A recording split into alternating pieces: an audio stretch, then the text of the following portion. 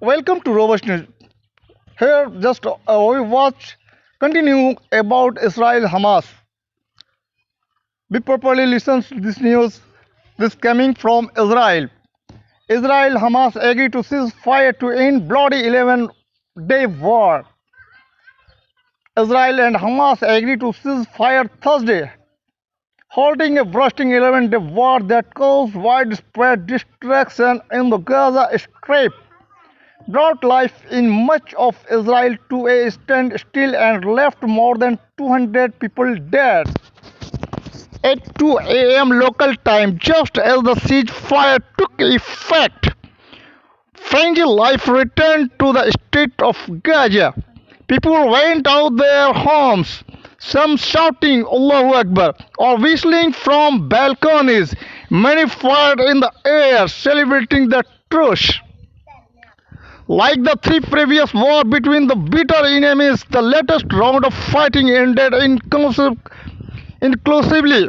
Israel came to inflict heavy damages on Hamas, but once again was unable to hold the Islamic militant group non-stop rocket barrages.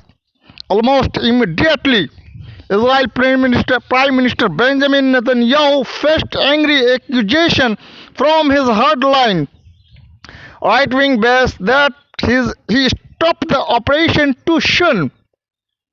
Hamas, the Islamic militant group shown to Israel's destruction, also claimed victory, but it now faces the daunting challenge of rebuilding in a territory already suffering from poverty, widespread unemployment, and a raging coronavirus outbreak. Netanyahu office said his security cabinet had unanimously accepted an Egyptian ceasefire proposal after recommendation from Israel military chief and other top security officials. A statement boasted of significant achievement in the operation, some of which are unprecedented. It also includes a well threat against Hamas. The political leaders emphasized that the reality on the ground will determine the future of campaign, the statement said. The fighting erupted on May 10th when Hamas militants in Gaza fired a long-range rocket toward Jerusalem. The barrage came after days of clashes between Palestinian protesters and Israeli police at the Al-Aqsa mosque compound. Heavy-handed police tactics at the compound, built on a site holy to Muslim and Jews, Zionists, and the threatened evictions of dozens of Palestinians by Jewish settlers had inflamed tension. The completing claims to Jerusalem lie at the heart of the Israeli-Palestinian conflict and have repeatedly triggered bouts of violence in the past. Hamas and other militant groups fired over 4,000 rockets into Israel throughout the fighting, launching the projectiles from civilian areas at Israeli sites.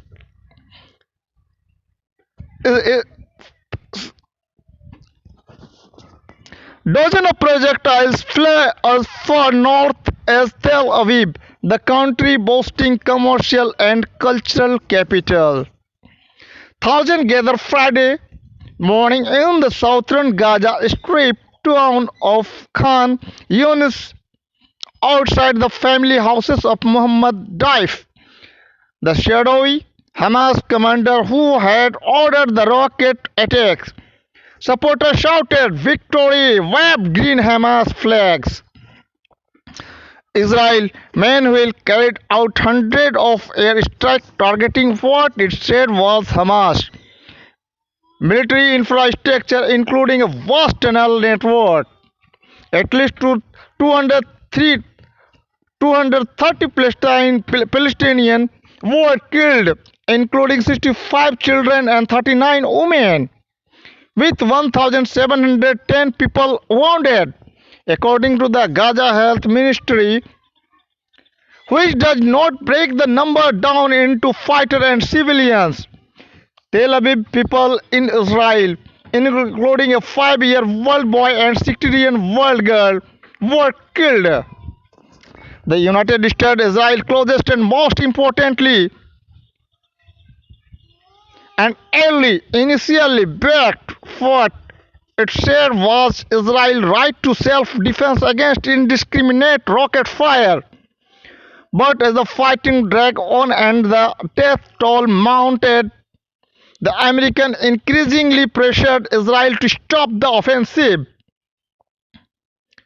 In a rare public rift, Netanyahu on Wednesday briefly rebuffed a public call from President Joe Biden to wind things down, appearing determined to inflict maximum damages on Hamas in a war that could help save his political career. But late Thursday, Netanyahu's office announced the ceasefire agreement. Hamas quickly followed suit. Militants continued to launch sporadic rockets at Israel early Friday before the 2 a.m. ceasefire took effect.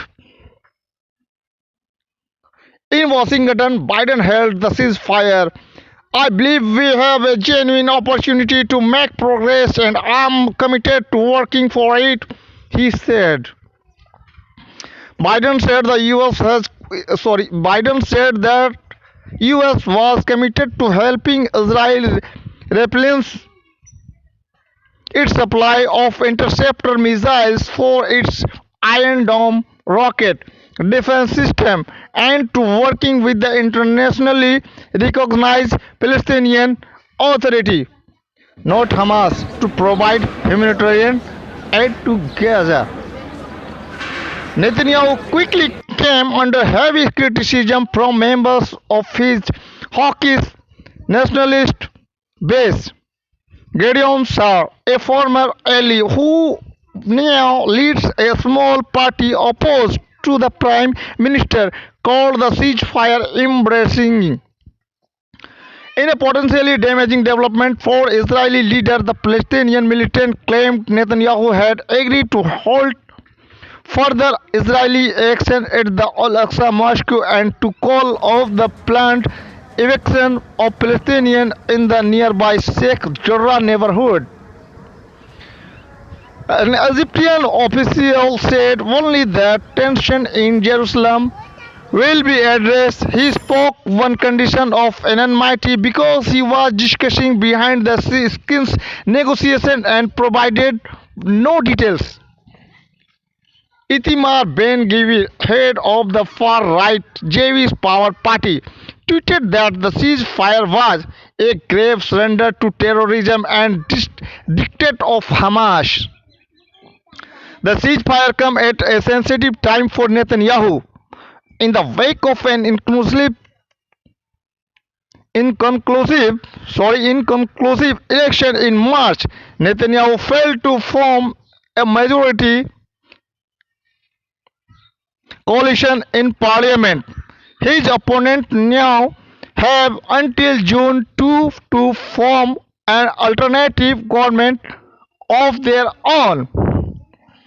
The war greatly complicated the effort of his opponent, who included both Jewish and Arab parties, and were forced to suspend their negotiation in such a fraught environment. But the inconclusive outcome of the war could give them renewed momentum to restart those talks. Meanwhile, in Gaza, a Hamas spokesman, Abdel-Latif Al-Qunus, said Israel's announcement was a declaration of defeat.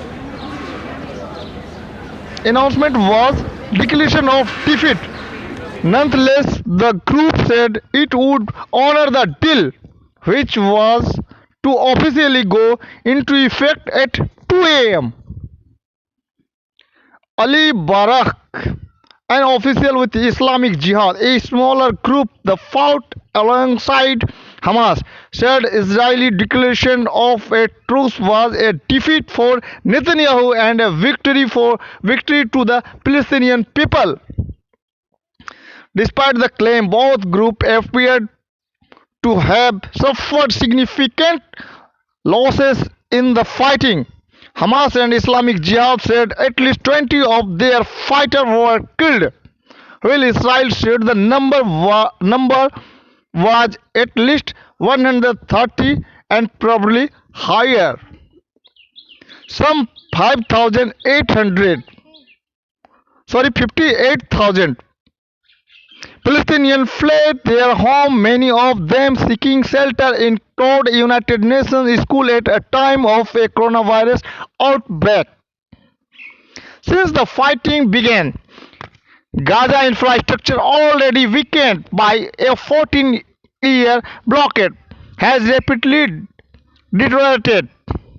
Medical supplies, water, and fuel for electricity are running low in the territory, on which Israel and Egypt imposed the blockade after Hamas seized power from the Palestinian Authority in 2007.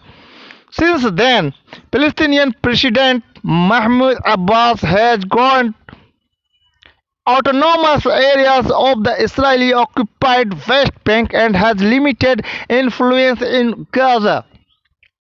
Israel attacks have also damaged at least 18 hospitals and clinics and destroyed one health facility. The World Health Organization said nearly half of all essential drugs have run out. Israeli bombing has damaged over 50 schools across the territory, according to advocacy group Save the Children, destroying at least six. While repairs are done, education will be disrupted for nearly 42,000 children. Please comment to our channel. Have a nice day. We continue watch our channel. If you are a new, please subscribe the channel. Thanks once again. Have a nice day. Thanks audience. Thanks listener.